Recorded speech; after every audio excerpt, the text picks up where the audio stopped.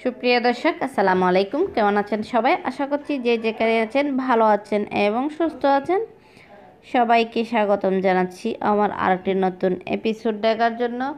আমি আজকে আপনাদের সাথে শেয়ার করছি খুবই মজাদার একটা স্ন্যাক্স রেসিপি। এই শীতের সন্ধ্যায় কিন্তু এই ভাজা পোড়াটা খেতে কিন্তু অনেক টেস্টি হয়, অনেক ভালো লাগে। তাহলে চলুন দেখে নেওয়া যাক।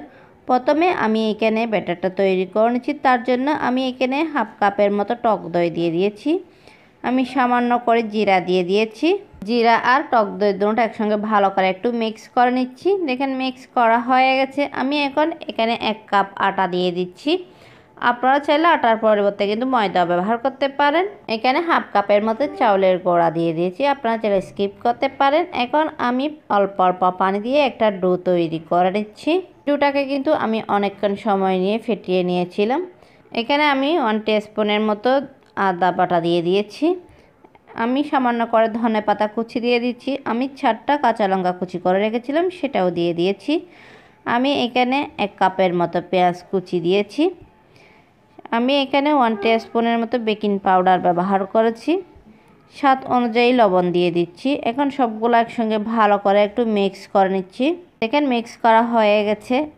আমি এটা 5 মিনিট রেস্টে রেখে দিচ্ছি। 5 মিনিট পর আমি আবারও ফিরে এসেছি। দেখেন আমি এখানে 1/3 কাপের মতো আমি কুকিং অয়েল দিয়ে দিয়েছি। ওই অয়েলটা কিন্তু গরমই আছে, গরম থাকা অবস্থায় অয়েলটা দিতে হবে। এখন ব্যাটারের সঙ্গে আমি অয়েলটা ভালো করে একটু মিক্স করে নিচ্ছি। দেখেন মিক্স করা হয়ে গেছে। ব্যাটারের ঘনত্বটা কেমন হয়েছে দেখে বুঝে নিতে হবে। পিঠাটা তৈরি করার জন্য ব্যাটারটা একদম কিন্তু রেডি হয়ে গেছে। আমি পিঠাটা তৈরি করার জন্য আগে থেকে অয়েলটা গরম হওয়ার জন্য বসিয়ে দিয়েছিলাম। এখন আমি একটা চামচ দিয়ে অল্প অল্প করে ব্যাটার দিয়ে দিচ্ছি। এই পিঠাগুলো তৈরি করে নিচ্ছি। এই পিঠাটা খেতে কিন্তু অনেক টেস্টি, তৈরি করা কিন্তু খুবই সহজ। আশা করছি আজকের রেসিপিটা আপনাদের কাছে ভালো লাগবে। ভালো লাগলে প্লিজ আমার চ্যানেলটা সাবস্ক্রাইব করে পাশে থাকার বেল আইকনটি প্রেস করে রাখবেন, আমাকে সাপোর্ট করবেন। দেখেন সবগুলো পিঠা তৈরি হয়ে গেছে।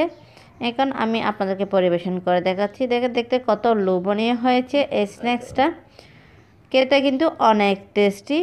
এই ঝাল স্ন্যাক্সটা আমি আপনাদেরকে সহজ রেসিপিতে শেয়ার করার চেষ্টা করেছি। আশা করছি আপনাদের কাছে ভালো লাগবে। ভালো লাগলে লাইক, কমেন্ট এবং বেশি বেশি করে শেয়ার করবেন। আমি একটা আপনাদেরকে ছিঁড়ে দেখাচ্ছি। দেখেন দেখতে কত লোভনীয় হয়েছে এই পিঠাটা। আর আজকের রেসিপিটা আপনাদের কাছে কেমন লেগেছে অবশ্যই কমেন্ট করে জানাবেন।